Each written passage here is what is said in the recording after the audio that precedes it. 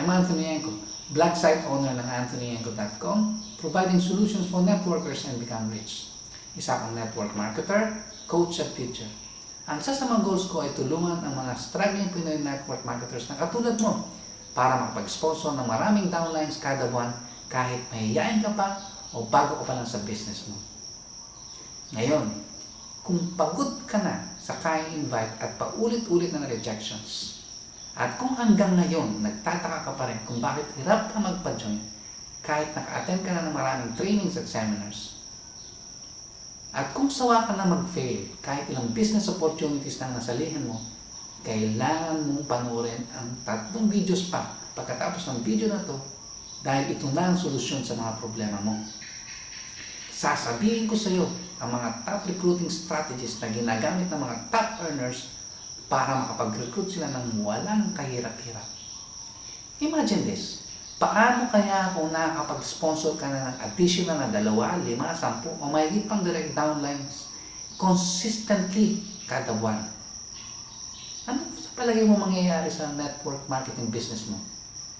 Siyempre, una, tataas ang self-confidence mo. Pangalawa, magsisimula ka na magkaresulta.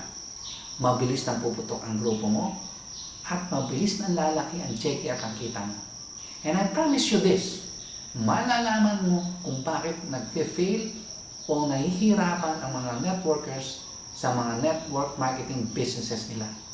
Malalaman mo rin kung paano ka magkakaroon ng access sa secret sponsoring strategies na magagamit mo para makapag-sponsor ka ng 10 o mahigit pang direct downlines every single month.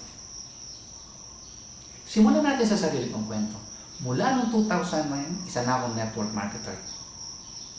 And I'm very sure kung ano yung most common problems ko noon, yun din ang most common problems ng mga Pinoy network marketers sa ngayon. Puro hindi qualified ang mga prospects na na-invite ko. Kaya puro rejections ang napapala ko. Pangalawa, marami akong invites pero hindi pa rin ako makapagpa-join. Enough for me to establish a stable or matibay na downline organization. Pangatlo, nauubusan ako ng panggalaw. Mas malaki pa ang gastos ko kaysa sa kinikita ko. Ang hindi ko maintindihan, sinusunod ko naman lahat ng turo ng mga uplines ko sa mga company training, sa seminars. Pero rejections after rejections and rejections ang napapala ko. Nahirapan talaga ako sa network marketing businesses ko.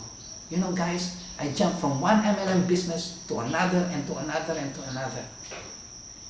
Ang pinakamasakit pa, ang laki na nalugi sa akin dahil sa laki na nagastos ko. Pero hindi pa rin ako tumigil kahit pinagtataguan at pinagtatawanan ako ng mga kaibigan ko at ng mga kamag-anak ko. I told myself, sabi ko sa sarili ko, hindi, no, I will not give up. I want to give everything a father could give to his children. I want a better financial future for my family that they really deserve. I want time and financial freedom. I want to be my own boss. So guys, hindi ako tumigil. Hanap ako ng hanap ng solusyon. Hanap ng hanap. Hanggang sa natuklasan ko yung top recruiting strategies nga na ginagamit ng mga top earners para makapag-recruit sila ng walang kahirap-hirap. Ang mga top recruiting strategies na ito ay sorting, handling of objections, and closing. To give you an idea, after learning and mastering these strategies, ito ang mangyayari sa iyo. Una, kung dati hirap ka mag-close ng prospect mo, ngayon, prospect mo na magko-convince sa iyo para isali mo siya sa business mo.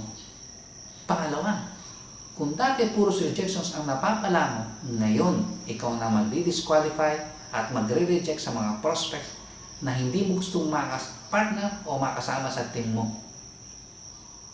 Pangatlo, kung dati inakabahan ka tuwing may objections ang prospect na kausap mo, ngayon, you will enjoy answering all the questions, all the objections dahil matututunan mo na kung paano i-handle ang mga objections na ibabato sa iyo.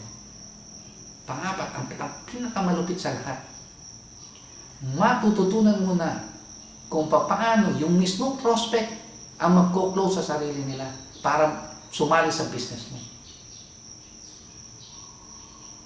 So guys, I hope you had fun watching. And you know what? There are 97% struggling Pinoy network marketers. So guys, please help me. You and I, together, help me maximize my efforts in providing solutions to these 97% struggling Pinoy network marketers. How do you do this? From this time on, mula ngayon, every time you find my video or videos valuable, please like my videos, share my videos to these struggling network marketers, to these struggling 97 Pinoy struggling network marketers. And before I forget,